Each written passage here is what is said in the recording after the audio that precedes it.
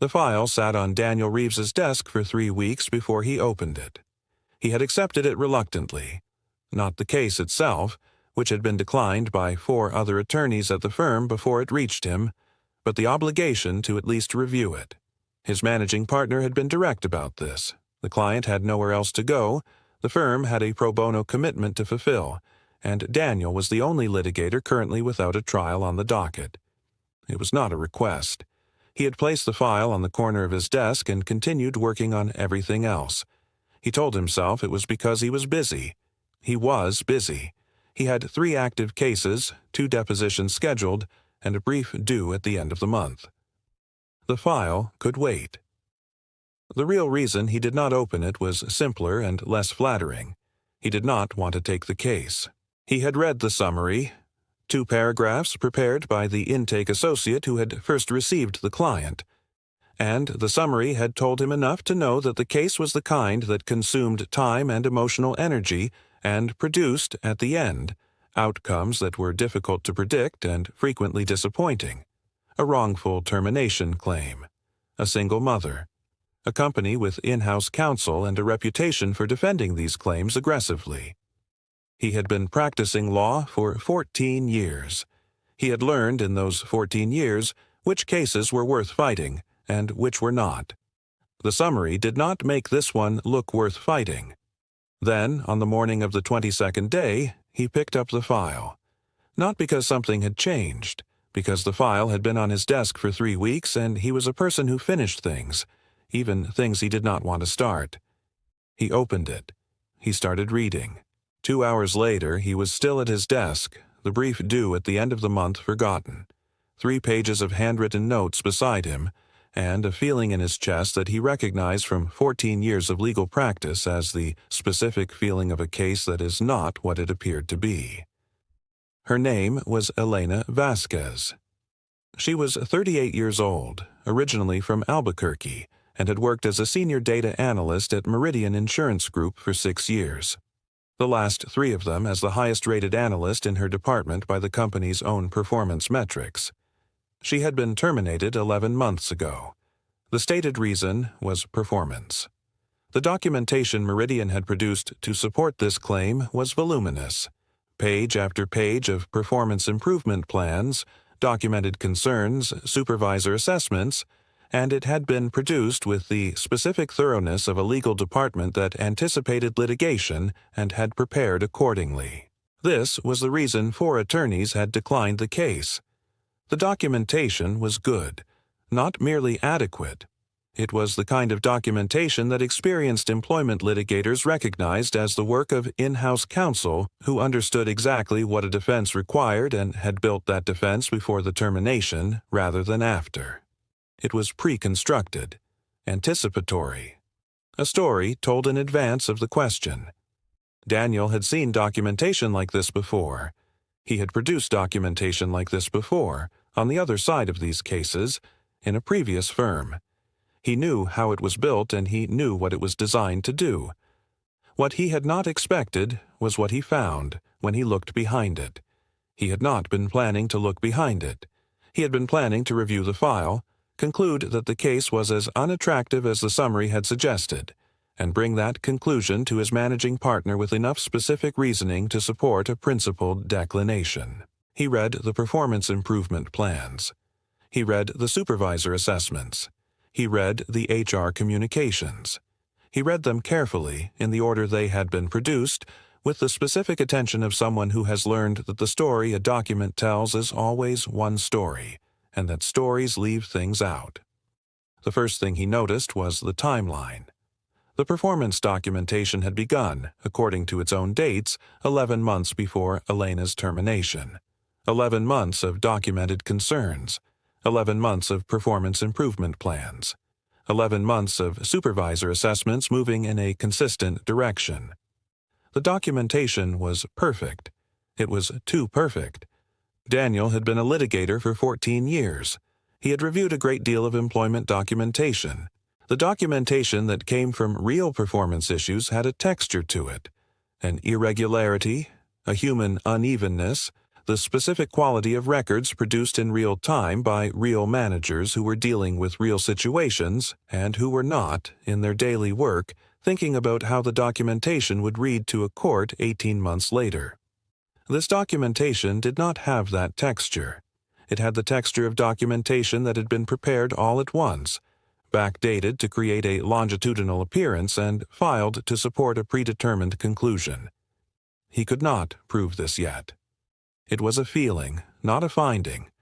The same distinction Sam Park had understood across town in a different story, the distinction between a hypothesis and evidence.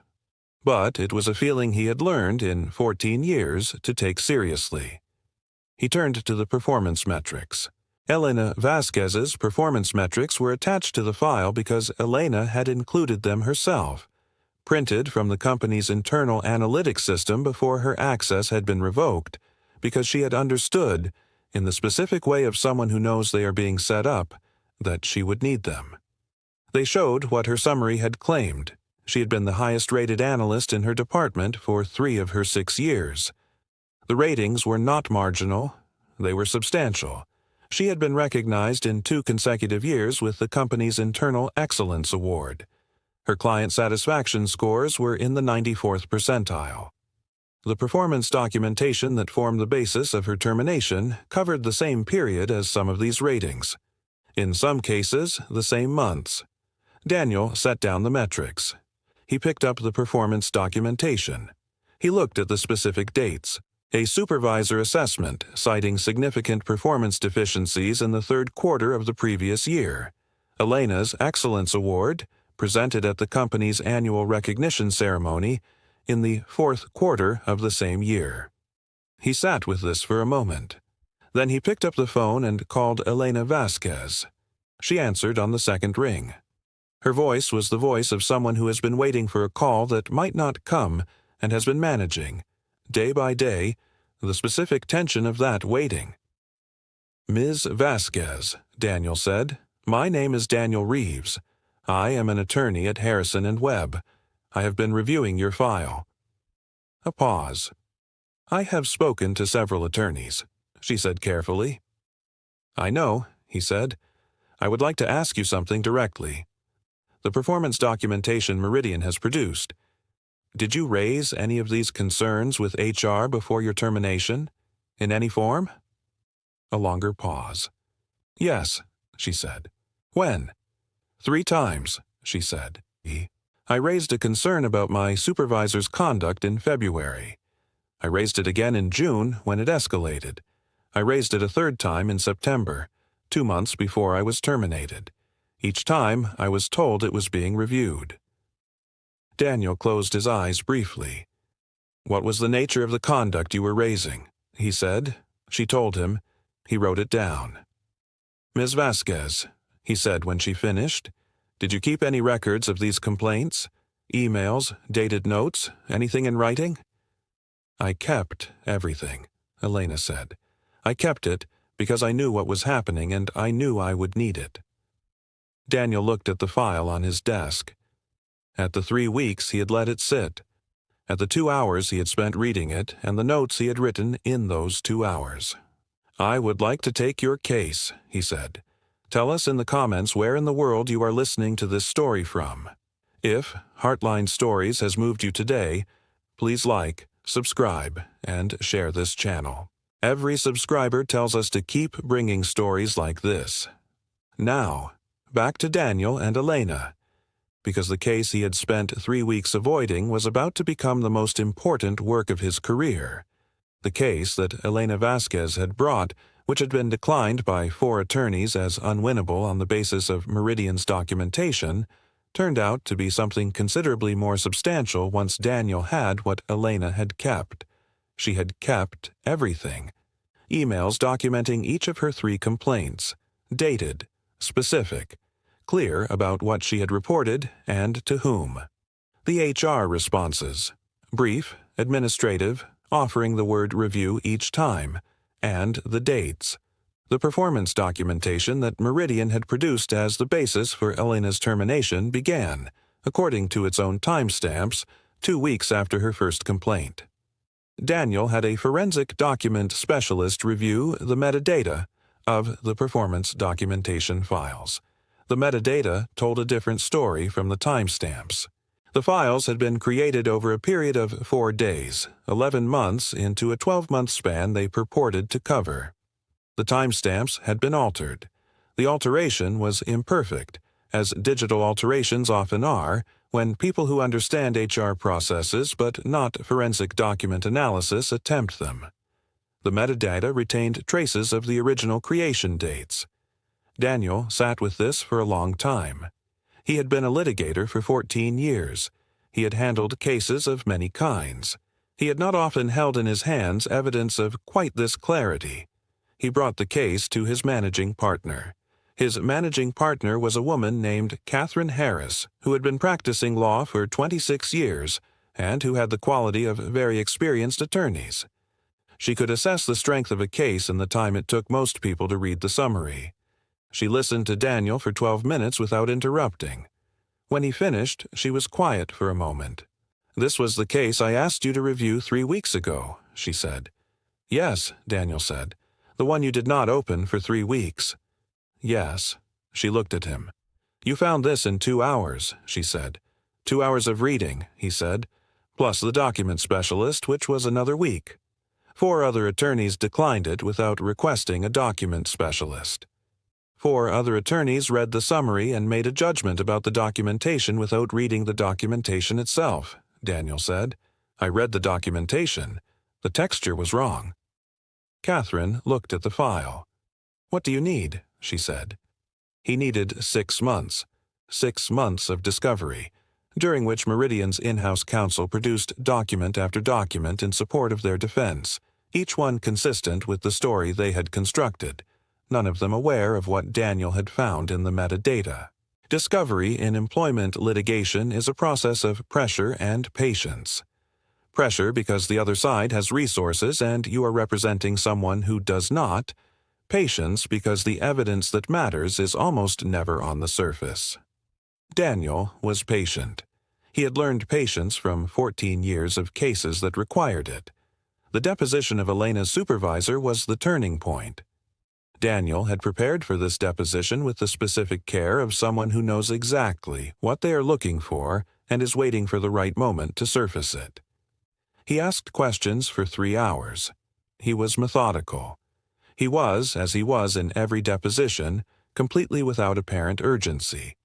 Then, at hour 3, he placed a document on the table. It was a printout of the performance documentation metadata, annotated, with the original creation dates clearly marked against the timestamps that had been recorded in the system. He watched the supervisor's face as he read it. He did not need to ask a question. The case was settled 4 months later. The settlement terms were confidential, which meant Daniel could not say the number in public. What he could say, and what he said to Elena on the afternoon the settlement was finalized, was, "You kept everything. That was why we won. You kept everything and you were right to keep it." Elena was quiet for a moment.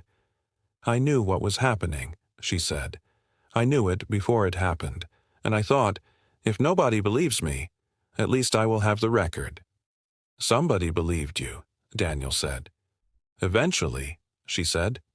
"Eventually," he agreed. He paused.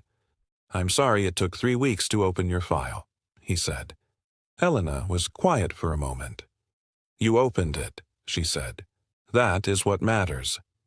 Daniel Reeves changed one practice after this case. He stopped reading summaries first. He started reading the file. Every file. Before he formed a judgment about whether a case was worth taking, before he assessed the likelihood of success, before he allowed the texture of a summary to create the impression of a case, he read the file. It took longer. It was not always more efficient. Sometimes the file confirmed what the summary had suggested, and he had spent time he could not recover. And sometimes it showed him what he would have missed. He thought about Elena Vasquez sitting in an office 6 years earlier, the highest-rated analyst in her department, 2 excellence awards, 94th percentile client satisfaction scores, filing a complaint and receiving the word review, filing again, receiving review, filing a third time, receiving review, and then being handed a file of performance documentation that covered months she had spent winning awards, and understanding, in the specific clarity of someone who has been very carefully wronged, that she was going to need to keep everything. He thought about the 4 attorneys who had read the summary and declined. He thought about 3 weeks of a file sitting in the corner of his desk. He thought about 2 hours of reading and the feeling in his chest that he had learned, in 14 years, to take seriously. He thought, the truth is almost always in the file. You just have to be willing to open it. If this story moved you, if it reminded you that sometimes the only thing standing between someone and justice is one person willing to look carefully, please share it with someone who needs to hear it today. And if you have a story of your own, write to us at heartlinestories@gmail.com. Every heart has a story worth telling. This is HeartLine Stories, where yours matters.